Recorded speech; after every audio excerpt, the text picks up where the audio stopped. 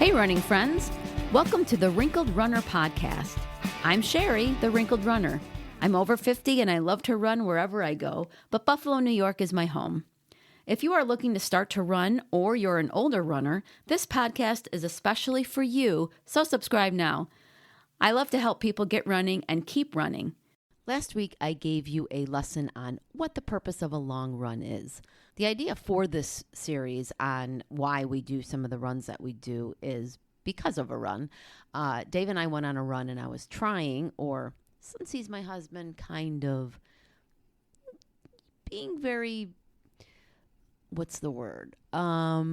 forceful maybe, about what he should be doing or not doing on a run that we were on. And after I described to him why I wanted him to run the workout that I had written, he said, this would be a good podcast topic, explaining why we have to do the runs that we do. I don't like being told what to do when I don't know why.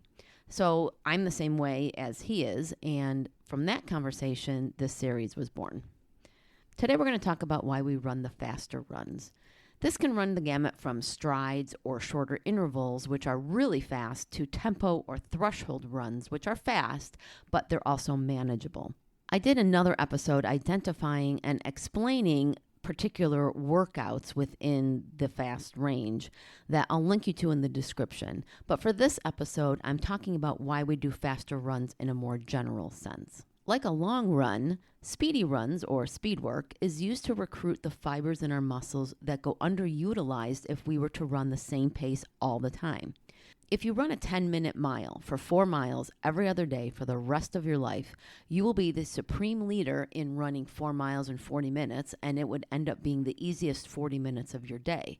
But we need to throw our bodies into a safely stressful situation in order for them to adapt and build running fitness. When you take one of the days of running and call it a speed day, you may not be running for even 4 miles for that day, but you definitely won't be running at a 10-minute pace either. Our bodies compensate for the stress of what we give it, which is one of the points of doing different workouts. It helps us to become better runners and, in the case of speed, faster runners. Coaches preach a lot about running slow to get fast, and that is definitely true. I ran my best marathon when I learned that trying to run every run fast wasn't the way to go.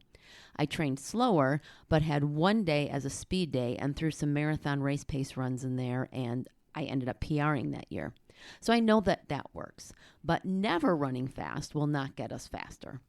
It's getting the fast twitch fibers in our muscles to build that helps us reach a faster pace. In determining a pace for a particular kind of workout, there are pace calculators that will spit out what you should be doing, and I'll link you to those in the show notes.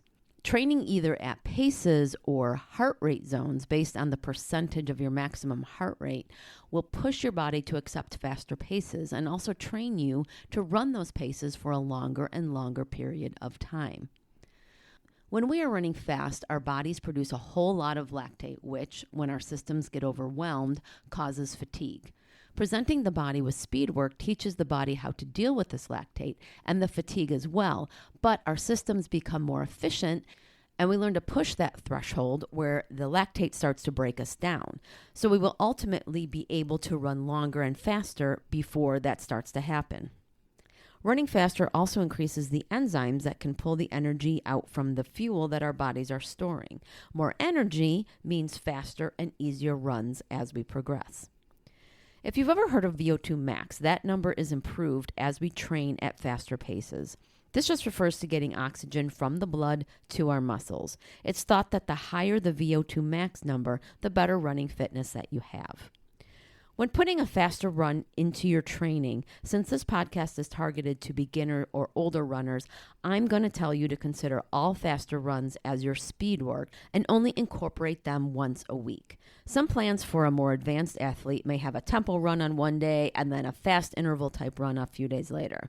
Now, if this is all new to you, though, doing a lot of speed work won't be beneficial in the end if you're sacrificing the easy or the long runs. This week's running resource is a YouTube video to follow along on a 20-minute interval run. You'll be running 1 minute on, 1 minute off. This is on a treadmill, but you could listen to the video on the road if you wanted to. You can find your pace that you should be working on with the calculator that I'll link you to, or use the effort scale that the trainer talks about in the video, and that's running from efforts of between 1 and 10. If you're interested in incorporating faster runs into your routine, you can listen to and look at the other resources that I will link you to in the show notes on how to start doing that more regularly. Next week, I'll be talking about hill workouts. These are considered in the fast category as well, but they're also an animal unto themselves, so I'll deal with it separately. So join me next Monday morning. I hope you enjoyed today's episode. If you know another runner who could benefit from today's topic, go ahead and share it. Do you have any running questions? You can ask me. Email me at sherry@wrinkledrunner.com, and if I can't answer your question, I will do the research to find the answer and share it with you. The questions I get from listeners like you help me develop episodes, so please don't be shy. You can sign up for my once-a-month newsletter using the link provided so that you can have all the Wrinkled Runner resources from the past month all in one place. I also have opened up my virtual coaching in addition to coaching one-on-one with those in the Buffalo, New York area. So head to my coaching page on the Wrinkled Runner website, which I will, of course, link to, and check out how we may be able to work together. Until next Monday, thanks for listening, and I'll see you on the run.